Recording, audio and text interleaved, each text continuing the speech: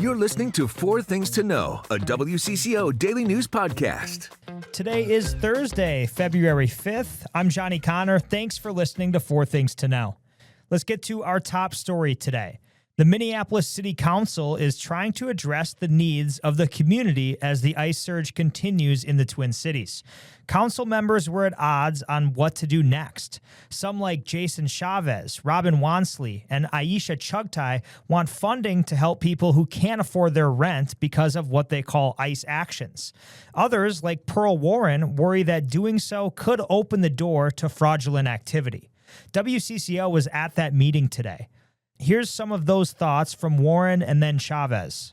With putting a discriminatory type of resolution as this, where we're saying we're only catering to individuals who are impacted by ICE, that is going to also smell and spell out some type of fraudulent discrimination. It is not fraudulent to want to prevent the eviction of our neighbors.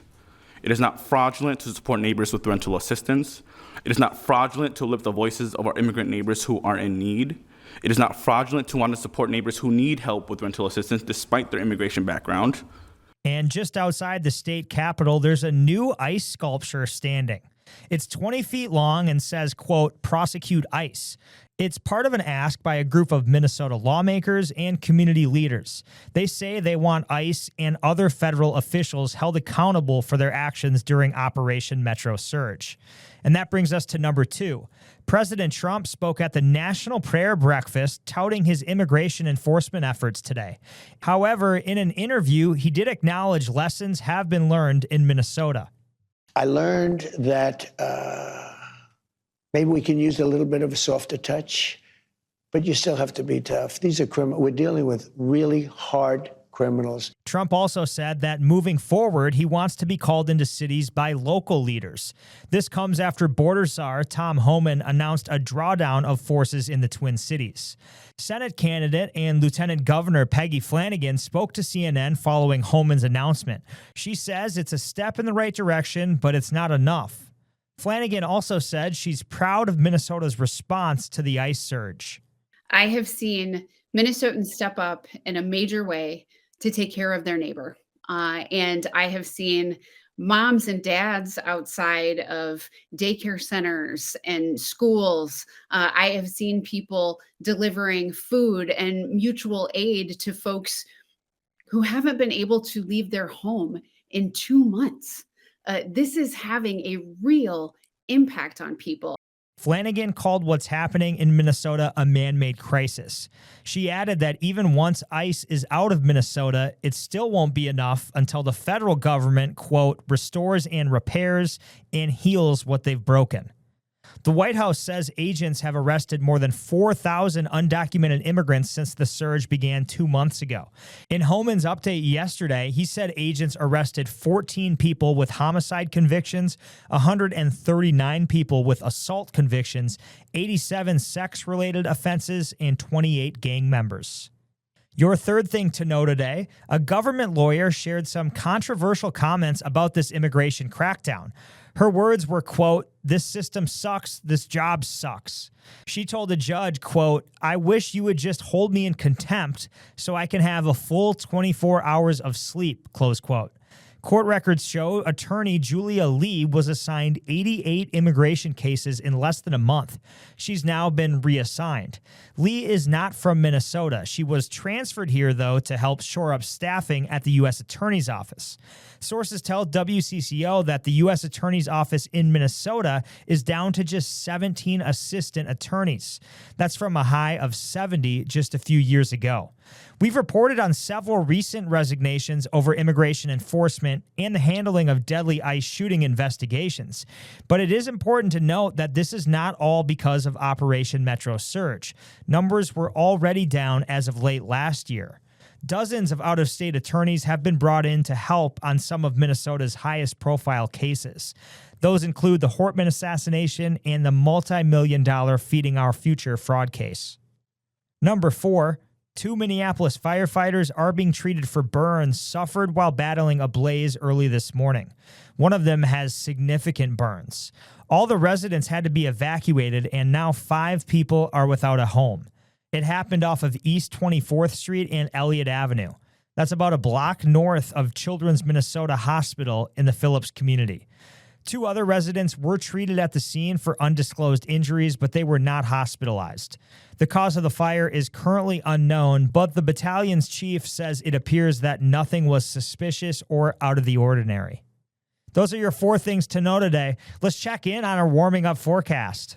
Hey guys, temperatures are the talk of the town. Next weather meteorologist Adam Del Rosso checking in with a look at that forecast here.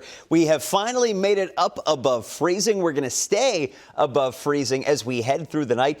The coolest we get is in the mid-30s. Now, with the Clipper system that's going to be making its way across the Arrowhead and into Wisconsin, that could lead to a stray rain shower here around the Twin Cities. You have to head farther north and east to find a couple of spotty snow showers overnight, but I think most of us here around the metro end up staying dry. What's going to happen with that Clipper, though, is it picks up the winds, turns them out of the north, and temperatures are going to be falling all day long tomorrow. So we'll start off in the mid-30s before eventually dropping down into the teens by tomorrow evening. Overnight low temperatures as we head into our Saturday morning will be falling back into the single digits. It's going to be a short-lived cool down because we warm right back up into the 30s for our highs on Sunday.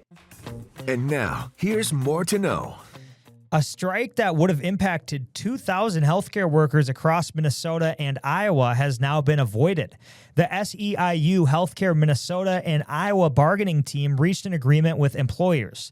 They secured raises and health benefits right after 99% of union members voted to strike. It would have impacted 25 hospitals across the Twin Cities. Health Partners released a statement saying, quote, "We're pleased to have reached a tentative agreement that's fair to our colleagues and sustainable for our organization.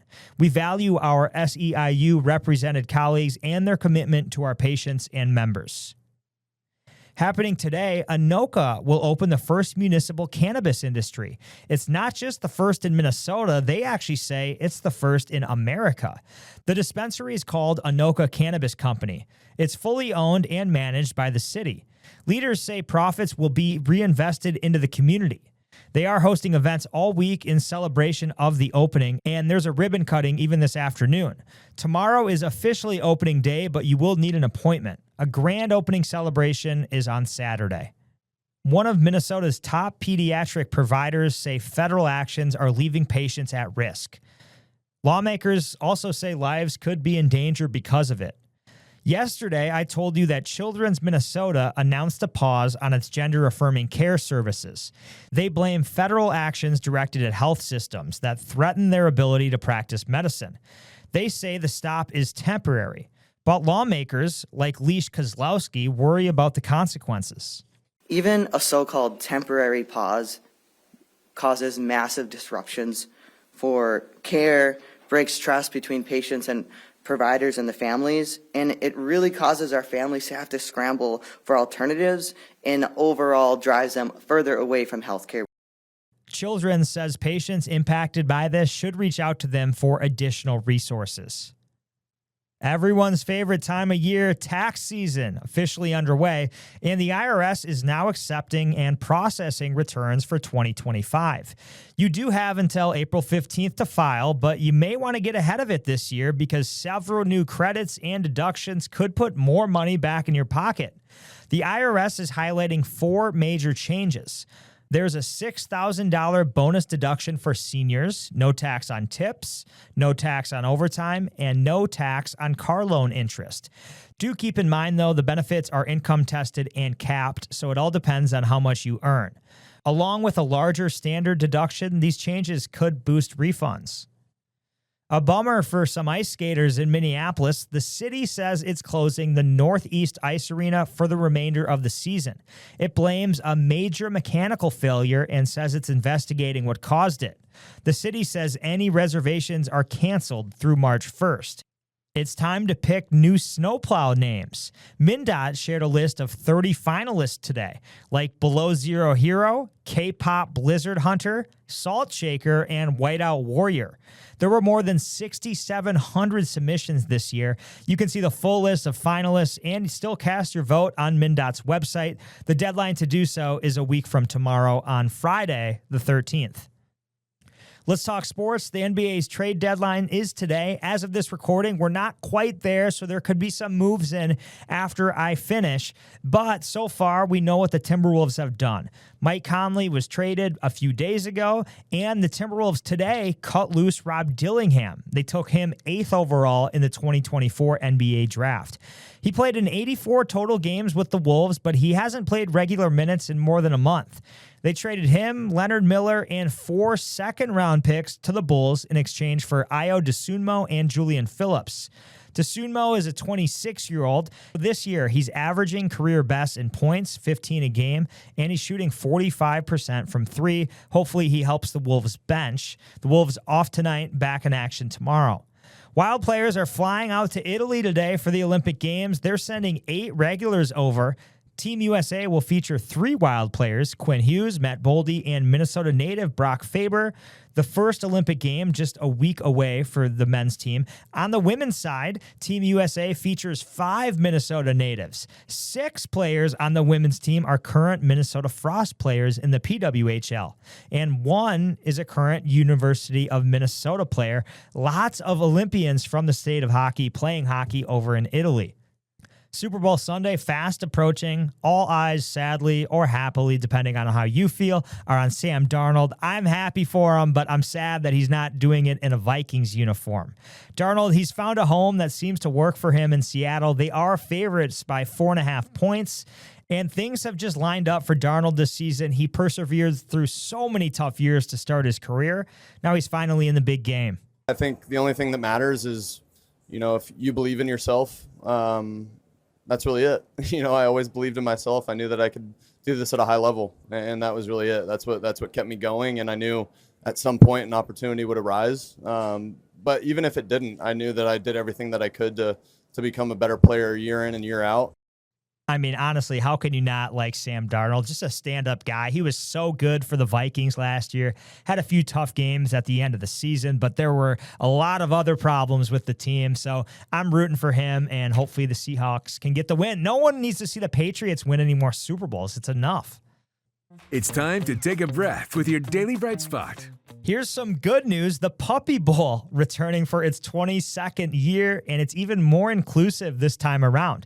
Team Fluff and Team Rough will go head-to-head once again. This year, the 3-hour show will feature 150 adoptable dogs from 72 shelters. They span the U.S., Puerto Rico, and the British Virgin Islands. Plus, there's going to be a number of senior dogs and special needs pups as well. From dogs who use wheelchairs to blind or hearing-impaired puppies, all dogs are getting a chance to play. How nice is that? The Puppy Bowl airs on Animal Planet this Sunday. Rooting for everyone in that game. I'm Johnny Connor. This has been 4 Things to Know. We are here with the news you need every weekday afternoon by 3 o'clock. Thanks, everyone, for listening today. Have a great night. Enjoy the weather. We'll talk to you tomorrow.